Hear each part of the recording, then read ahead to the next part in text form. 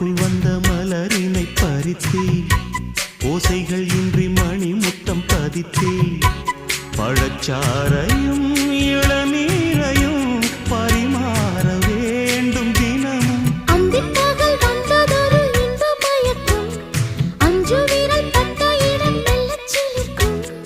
எங்கெங்கே தொட்டாலும் அம்மம்மா உற்சாகம் அங்கங்கே உண்டாகும். வா கன்னத்தில் கன்னம் வைக்க ஒத்துக்கு ஒத்துக்கு.